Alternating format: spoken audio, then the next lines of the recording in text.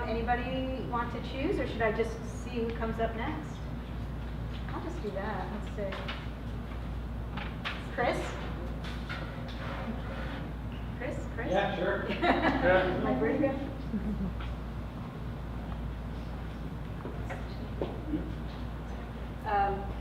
Chris Brown is the author of Tropic of Kansas, which was a finalist for the 2018 Campbell Award for Best Science Fiction Novel of the Year. His novel, Rule of Capture, the beginning of a series of speculative legal thrillers, is forthcoming from Harper in 2019.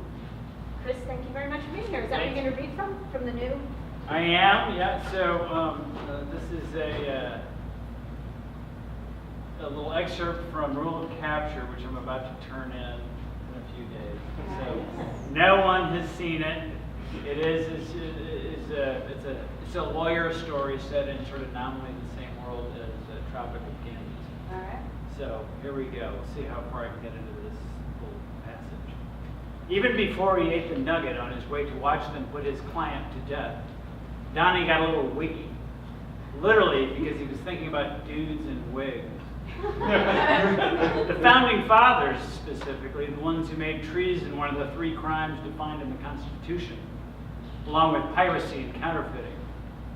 As he hauled ass down the Bin Laden Friendship Highway to get there by midnight, he saw this old dude with long, stringy white hair and a weird coat with his socks pulled up over his pants, pushing a shopping cart loaded with loose paper and found objects along the shoulder. And for a minute he was sure it was old Publius 1.0 himself, James Madison, as ghost or time traveler. And as he drove on, Donnie's mind drifted into this almost dream where the two of them were hanging out drinking PBR by a fire behind the liquor store. Madison talking about the kinds of changes in governments that would be allowed and the kinds that weren't. Donnie asking him, what the fuck's an anti-Republican? And all this other crazy shit that was like a mix between Federalist paper number 43 and a drunk poetry reading. Both of them laughing and then Donnie crying, partly because of what he was about to go see happen. All because Donnie had not been able to prevent it.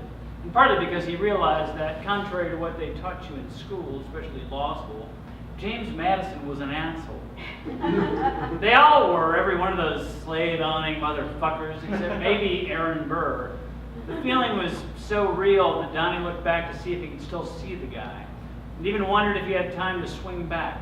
Maybe Madison could tell him how to get the last-minute clemency that would happen in the movie version. Or maybe he would tell him the truth, that Donnie better get used to it, because they were just getting started. When he exited at Mannheim for the facility, Donnie finally pulled over and ate the thing Keith had given him, just chewing it and swallowing it down fast instead of licking it slowly like Keith suggested. It looked like weird candy, but what it tasted like was one of those synthetic air freshener cakes. As he put the car back in gear and approached the checkpoint, Donnie decided that taking an unknown hallucinogen on the way to an execution was either a really good idea or the worst idea he had ever had. And as he talked to the guard in what felt like slow motion and started to feel the paranoid coming on, he checked it by willing himself to remember how much worse his client had it. They had an impatient lady guard there waiting for him at what once had been the door to the emergency room.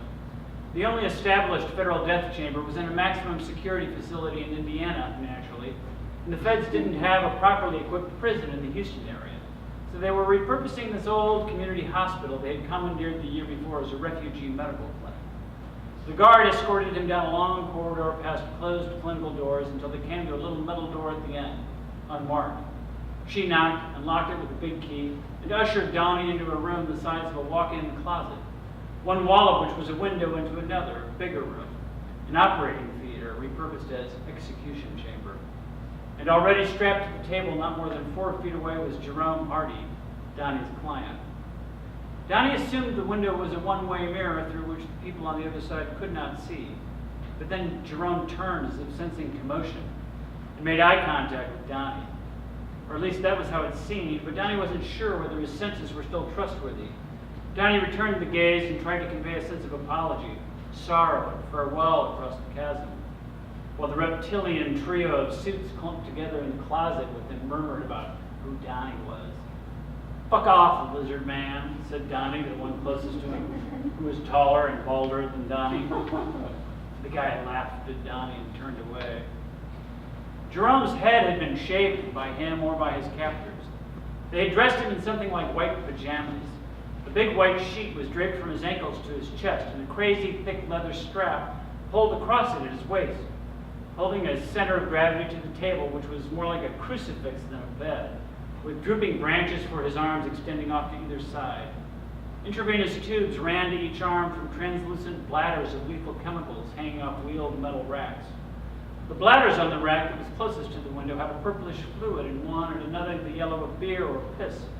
And when Donnie looked at that, he looked into a spot where a light bulb was shining through from the other side, and it made a weird limbo gray space into which Donnie was momentarily certain he was about to fall, into the place where he deserved to go more than Jerome. But then he noticed the way they had both of Jerome's hands all wrapped up in ace bandages. He remembered Miles telling him how they do that not for medical reasons, but to keep the prisoner from giving his executioners or the attending watchers the finger. I'll stop there. Yeah.